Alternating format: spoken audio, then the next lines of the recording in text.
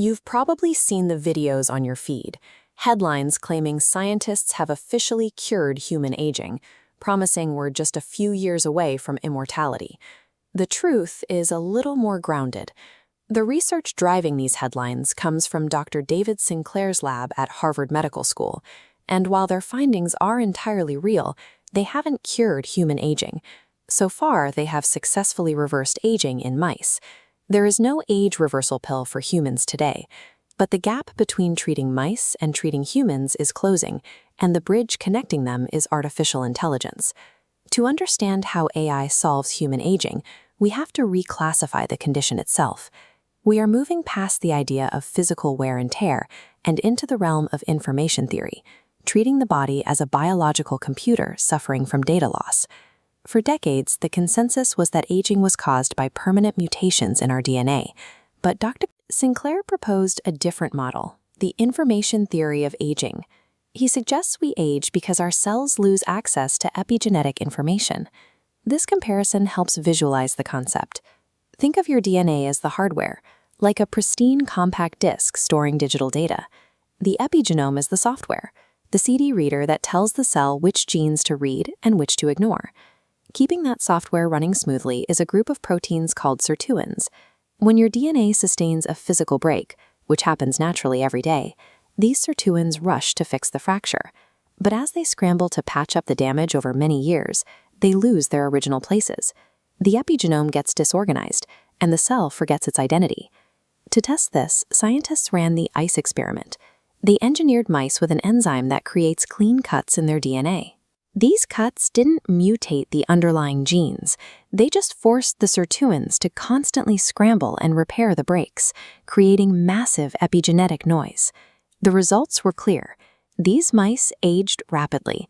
Their fur turned gray, their muscles weakened, and their organs declined. The disruption of the epigenome alone caused the physical symptoms of aging. Because the underlying DNA hardware remained intact throughout the experiment, it means aging is a software corruption issue, and a youthful backup copy of your cellular identity still exists, waiting to be rebooted. Biologists found that reboot command in a set of proteins known as the Yamanaka factors. Sinclair's lab uses a specific combination of 3 of them, OCT4, SOX2, and KLF4, often called OSK. They leave out a 4th common factor because it carries a high risk of triggering cancer. Delivering OSK into a cell triggers partial reprogramming. The objective isn't to turn the cell back into a blank stem cell, but to roll back the epigenetic clock just enough to restore it to a healthy, youthful adult state. In a landmark 2020 study, researchers tested this by injecting a virus carrying the OSK genes into the retinas of old, blind mice. The optic nerves regenerated, the cells remembered how to function, and the mice regained their vision. The results prove that mammalian organs can be biologically reversed inside a living body, moving age reversal from the realm of science fiction into laboratory fact. We can't simply inject humans with OSK viruses right now. Gene therapy is incredibly expensive, highly complex, and carries the risk of triggering uncontrolled tumor growth. To make this safe and scalable, researchers are looking for chemical reprogramming, a simple pill that can trigger the exact same epigenetic reset safely across the whole body. This graphic shows the scale of the challenge. We are looking at a search space containing over 20,000 genes and millions of epigenetic markers.